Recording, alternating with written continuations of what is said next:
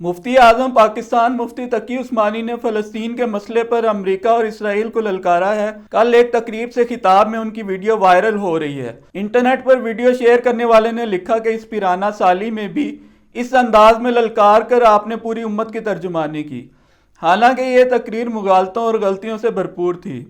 مفتی اعظم نے کہا، خدائی امریکہ کے پاس نہیں آ گئی، خدائی اللہ کے پاس ہے۔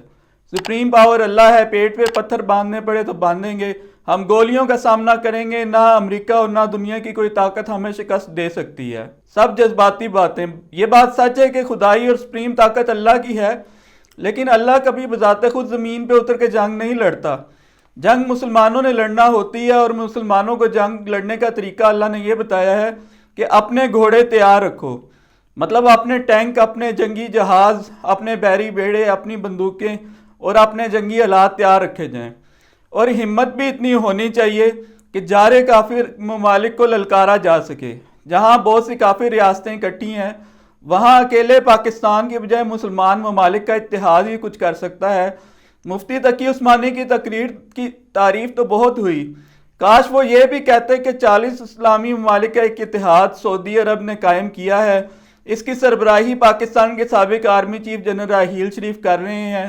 چنانچہ پاکستان کے لیے بہت آسان ہے کہ پاکستان کی فوجی اور سول قیادت سعودی عرب سے بات کرے، یہ اعلان کیا جائے کہ اسرائیل نے بمباری نہ روکی تو مسلمان ممالک مشترکہ کارروائی کریں گے، لیکن مفتی تقی عثمانی یہ بات کبھی بھی نہیں کریں گے، کیونکہ فوج سے مطالبہ کرنے کے لیے بھی حقیقی دلگردہ درکار ہوتا ہے۔ مفتی تقی عثمانی یہ فرما رہے تھے کہ مسلمان ممالک اکٹھے ہو جائیں تو مغرب ہمارا کچھ نہیں بگاڑ سکتا، حالانکہ حقیقت یہ ہے کہ وہ خود بھی صرف ایک فرقے کے امام ہیں، وہ دیوبند سے تعلق رکھتے ہیں۔ کیا وہ یہ کہہ سکتے ہیں کہ آج سے میں دیوبندی نہیں ہوں بلکہ صرف مسلمان ہوں؟ نہ صرف وہ نہیں کہہ سکتے، بلکہ بریلویوں کے امام مفتی منیب الرحمان بھی کبھی بریلوی مکتب فکر سے جدا نہیں ہوں گے۔ مفتی منیب الرحمان سے کسی نے پوچھا تھا کہ کیا مکہ میں نجدی امام کے پیچھے نماز پڑھ لینی چاہیے؟ یہ نہیں فرمایا کہ سب مسلمان ہیں پڑھ لینی چاہیے، فرمایا اگر آپ کا دل مانتا ہے تو پڑھ لیں۔ یہی حال شیعہ اور اہل حدیث فرقوں کا ہے، سب کو اپنے اپنے فرقے عزیز ہیں، ان کے ماننے والے ایک دوسرے کے خلاف مناظرے کرتے اور ایک دوسرے کو کافر ثابت کرتے ہیں۔ گھنٹوں طویل مناظرے یوٹیوب پر موجود ہیں۔ کیا یہ وہ مسلمان ہیں جو یورپ، امریکہ اور اسرائیل کا مقابلہ کریں گے، جن کے لیے فرشتے آسمان سے اتریں گے؟ میں یہ بتاتا چلوں کہ فرقہ ہوتا ہی باطل ہے۔ قرآن میں یہ لکھا ہے، جن لوگوں نے دین میں تفرقہ کیا اور الگ گروہ ہو گئے، اے نبی تیرا ان سے کوئی تعلق نہیں۔ کیا یہ چاروں بلکہ سارے فرقے الگ گروہ نہیں ہو گئے، اور ان میں سے ہر ایک صرف اپنے آپ کو حق پر سمجھتا ہے اور باقی سب کو گمراہ اور کافر؟ مفتی تقی عثمانی کی تقریر بظاہر بڑی ولولہ انگیز تھی، لیکن مغالطوں سے یہ بھرپور تھی۔ فرمایا، ہمیں فلسطین کا دو ریاستی حل قبول نہیں۔ یہ بات جماعت اسلامی کے لیڈر بھی بڑے تمتراک سے کرتے ہیں کہ ہم 2 ریاستی حل قبول نہیں کریں گے۔ ان کی بات سن کر ایسے لگتا ہے جیسے مسلمانوں نے اسرائیل کو گھٹنوں تلے دبایا ہوا ہے اور وہ بھیک مانگ رہا ہے 2 ریاستی حل کی، لیکن چونکہ ہم غالب آ گئے ہیں اس لیے ہم ہرگز 2 ریاستی حل قبول نہیں کریں گے۔ حالانکہ حقیقت یہ ہے کہ انہوں نے مسلمانوں کو غزہ اور مغربی کنارے کی 2 جیلوں میں بند کیا ہوا ہے۔ فلسطین کی ساری زمین ان کے پاس ہے۔ حقیقت یہ ہے کہ فلسطینی خود بھی 2 ریاستی حل مان لیں اگر انہیں مناسب زمین دے دی جائے تو۔ سعودی عرب مانا ہوا ہے کہ جب تک آپ فلسطین کو ایک آزاد مملکت نہیں بنائیں گے تو ہم اسرائیل کو قبول نہیں کریں گے۔ مطلب اس کا یہی ہے کہ اگر فلسطینیوں کو آزاد سلطنت مل جائے تو وہ اسرائیل کو تسلیم کر لیں گے۔ میں یہاں مفتی تقی عثمانی اور دوسرے مذہبی لیڈروں کی یہ غلط فہمی بھی دور کرتا چلوں کہ قائد اعظم نے اسرائیل کو تسلیم نہیں کیا تھا۔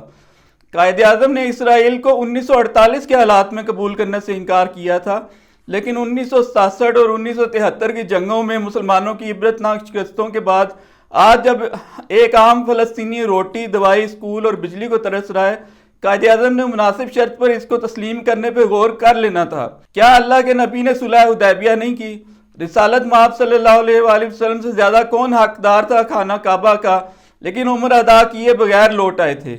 قائد اعظم اگر اسرائیل کو تسلیم نہ کرتے تو دوسرا حال یہ تھا کہ 40 رکنی مسلمان ممالک کے اتحاد کے ذریعے فوجی طور پر اسرائیل کو چیلنج کرتے۔ قائد اعظم کبھی ٹک دیدم دم نہ کشیدم کی مثال نہیں بنے تھے، لیکن اسماعیل ہانیہ نے کہا پاکستان دھمکی دے اسرائیل کو تو جنگ رک سکتی ہے۔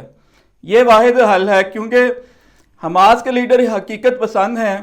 لیکن یہ دھمکی پاکستان تنہا کبھی نہیں دے گا اور نہ دینی چاہیے۔ ہماری حالت تو یہ ہے کہ آئی ایم ایف سے قرضوں کے لیے گڑ گڑا رہے ہیں۔ کیا پاکستان اسرائیل کو دھمکی دے تو آئی ایم ایف امداد روک دے گا؟ کشکول اٹھا کر دنیا کی چودراہٹ نہیں قائم کی جا سکتی۔ پاکستان کو مسلمان ممالک کے اتحاد کے ذریعے ہی کچھ کرنا چاہیے، لیکن موجودہ حالات میں پاکستان کبھی بھی نہیں کرے گا، کیونکہ عسکری قیادت کا فوکس اسرائیل یا فلسطین نہیں ہے، بلکہ تحریک انصاف کو فتح کرنا ہے اور پاکستان میں اپنا غلبہ قائم رکھنا ہے۔ اور سیاسی قیادت امریکہ کی بھی پٹھو ہے اور خود فوج کی بھی پٹھو ہے۔ ایک واحد شخص جو کوئی بات کر سکتا تھا اسے جیل میں ڈالا ہوا ہے۔ مفتی تقی عثمانی نے کہا اسرائیل بمباری کی بجائے میدان میں آ کر حماس کا مقابلہ کرے۔ یہ بھی ایک گمراہ کن بات ہے۔ حماس تو گوریلا جنگ لڑ رہی ہے، کوئی سامنے آ کر میدان میں تو جنگ لڑ ہی نہیں رہی، اور نہ اسرائیل کے ہتھیاروں، ٹینکوں، جہازوں اور میزائلوں کا وہ سامنا کر سکتا ہے، اور ایٹمی طاقت کی تو بات ہی نہ کریں۔ مفتی تقی عثمانی نے فرمایا جنگ بندی ہمارا مطالبہ نہیں، فتح تک جنگ جاری رہے گی۔ اس پہ میں انا للہ و انا الیہ راجعون ہی پڑھ سکتا ہوں۔ فلسطینی تو جنگ بندی چاہتے ہیں اور فوری جنگ بندی۔ ایسی کوئی غلط فہمی ان کے دل و دماغ میں بھی نہیں پائی جاتی کہ حماس اسرائیل کو فتح کر لے گی۔ غزہ کے مسلمان جنگ بندی کو ترس رہے ہیں کہ روٹی کا ایک ٹکڑا نصیب ہو سکے، زخموں کا علاج ہو سکے۔ ادھر یہ خالی ہاتھ بغیر کسی تیاری کے فرما رہے ہیں کہ فتح تک جنگ جاری رہے گی۔ تو جاری رکھیں پھر آپ یہ جنگ۔